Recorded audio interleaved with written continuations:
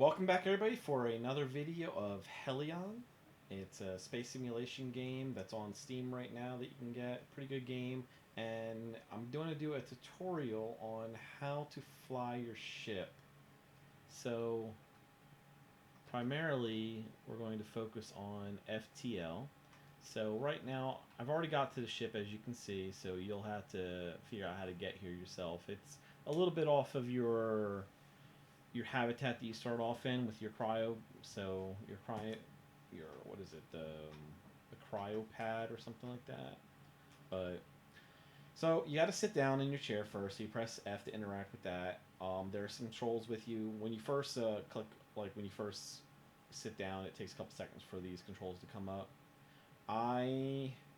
What I'll do is I'll say first thing is turn on your FTL. As you can see now, the light here is yellow, and that it's just booting that up. It's going to turn. It only takes a couple seconds for it to turn green. Let's go to navigation next. So, and you can hold down the right mouse button to zoom in for these things. That's how I'm able to do that. Don't bother touching the engine yet. It's not working. It's not. They just had a patch today, but it's still not working. So I'm going to navigation just for the hell of it, even though I've not encountered anything on the first time getting to my ship. I'll do a scan, and what we're hoping to get is see some purple clouds, but the chances of us seeing those on the first time, unless they fixed it, I have yet to see that. So, well, this looks more like the system. So let's go ahead and go to home station. So right now, this is where our home is, like our habitat that we start off with the cryo pad. And we're gonna, so the zoom to parent. In case you get any glitch, do what I do. I click home station and zoom to parent, and then I'm there. One of the cool things are I can tell this was a ship.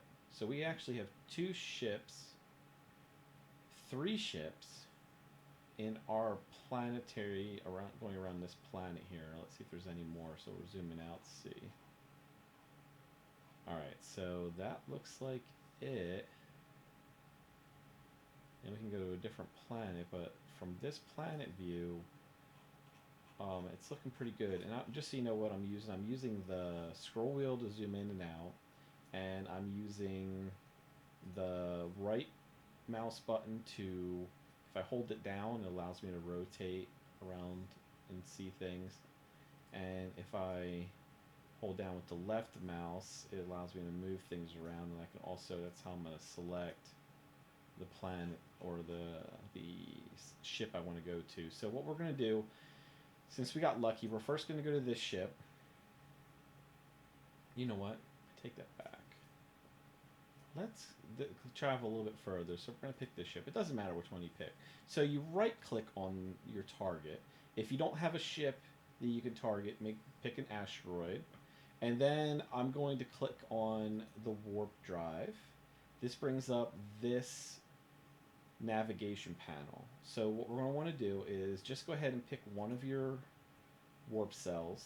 I'm going to pick the middle one since that's more fuel. I could use up the one in this one, but I don't want to have to deal with it, so I'm just going to pick one. Don't bother with the 1, 2, or 3 since we're only warping within the actual, like, right nearby in the same, like, part of the parent planet that you're in.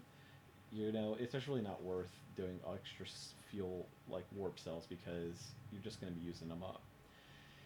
Then we're going to look at our activation timer. So if you're just beginning, this is your first time, you probably want to get a little bit higher time. So I'm going to click on the second area.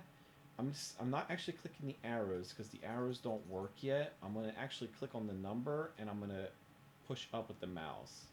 Pushing up, as you can see, it's making it go really slow on selecting extra time. So I'm going to raise it to 1 minute and 30 seconds, approximately. Now, this says my acceleration down here in the maneuver status is too high. So that means I'm going to have to lower my arrival time. Now, if you were to do minutes or hours, it's going to go really quick.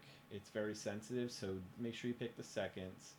And just go down with that until you see FTL ready. I'm actually going to go as close. Like as soon as it says acceleration too low, I'll then go back up a little bit. But I want to. It's actually apparently they fixed some of the sensitivity because it's not going as quick as I thought it would. But I want to. I don't want to have to spend too much time. Okay, so there we go. I'm going up. Okay, so 1 minute. So now I'm going to initialize, and now I got to press tab to get out of that screen, and then we're going to navigate. We're going to try to maneuver the ship using the mouse. It's saying the M is up top. Okay, it's now it's there up top. Jumped a little bit. There it is. We want to be in alignment with it. We want to beat it before the timer. Okay, so there it is. It's got to be green. And at 4 seconds, so 1, 2, 3, or 4, now I get the click. So once it hits 5, oh boy, they added sound effects. I remember reading that. So we got sound effects, and as you can see, that's how to do a warp to like your first target. Now, the next thing we're going to want to do is do an advanced warp. But while we're here, let's just take a quick peek at what we came to.